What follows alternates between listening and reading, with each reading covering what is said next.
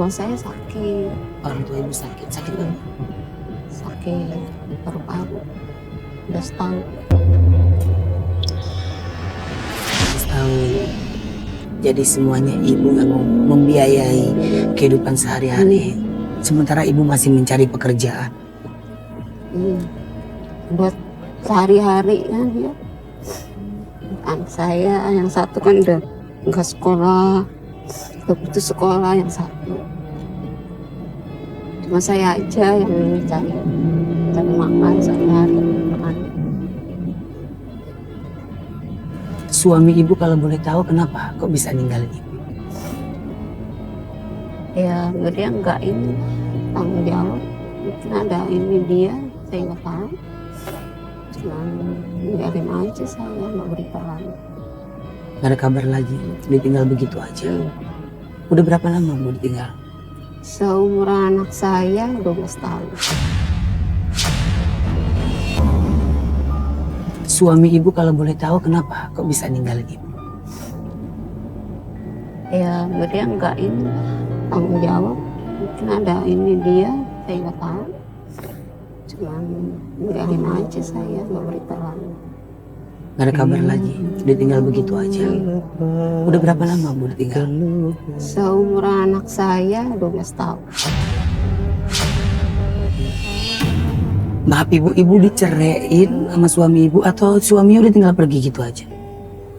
Ya bilangnya sih dicari kerja, tapi sampai sekarang ini nggak ada kabarnya. 12 tahun.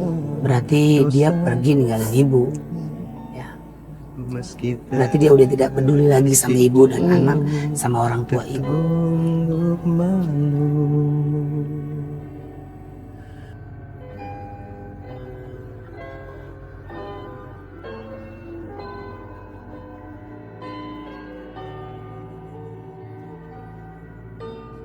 Ibu, saya sebelumnya minta maaf.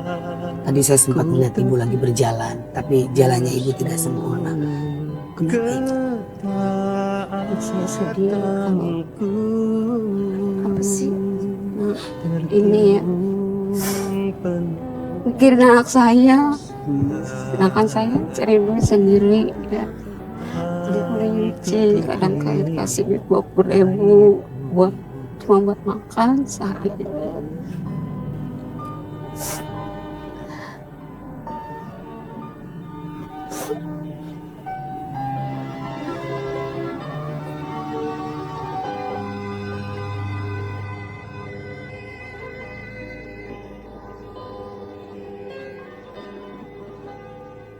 Pemirsa, catatan Anda begitu luar biasa.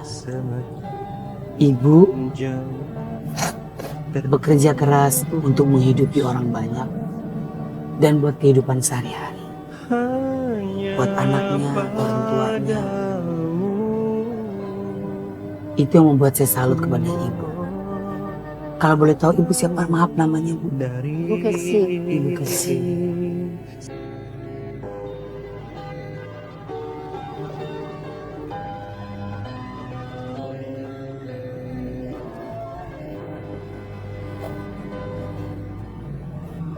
Cerita kesedihan ibu, kesusahan ibu, insya Allah kalau memang saya mampu dan sanggup, saya bisa bantu ibu.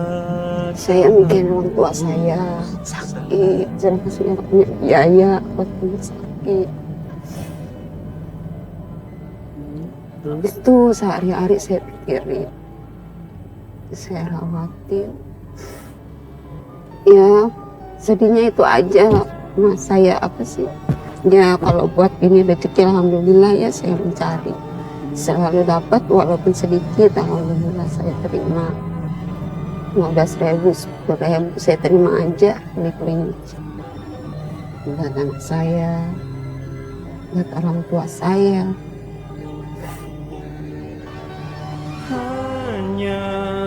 Di rumah juga, rumah saya rusak. Kalau malam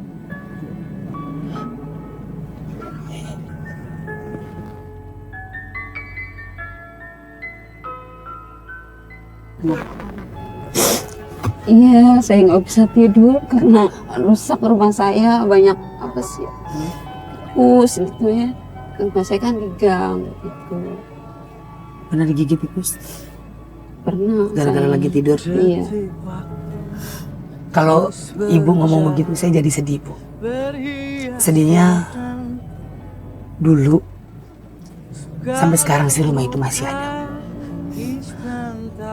Mungkin rumah ibu sama rumah saya yang dulu, yang sekarang di tempat tinggali sama bapak saya, ibu saya, sama adik saya, itu sangat sedih banget, Bu, saya. Rumah saya jelek, Bu, di pinggir kali. Adik saya lagi tidur, tangan dan kakinya digigit sama tikus. Terus dia bilang begini sama saya kalau ingat ini pasti sedih. Adik saya yang paling kecil ngomong, Yoga, kapan dong punya rumah baru, punya rumah yang ada kamar, biar Rosa nggak digigit tikus.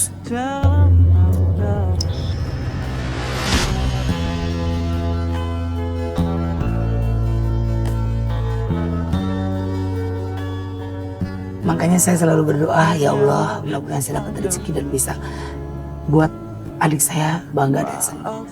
Tapi alhamdulillah, Bu, sekarang saya berterima kasih sama Allah. Doa adik saya, doa kedua orang tua saya, doa orang-orang yang sayang dengan saya, yang mendoakan saya. Alhamdulillah saya udah bisa beliin rumah buat mama saya, buat adik saya yang saya sayangi, yang saya cintai.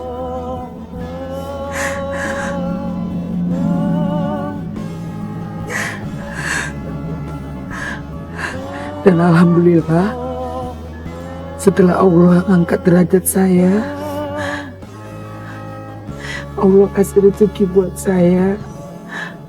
Rezeki itu saya akan kasih lagi kepada orang-orang yang saya sayang, yang saya cintai. Termasuk salah satunya ibu, insya Allah. Kalau saya bisa bantu, saya bantu.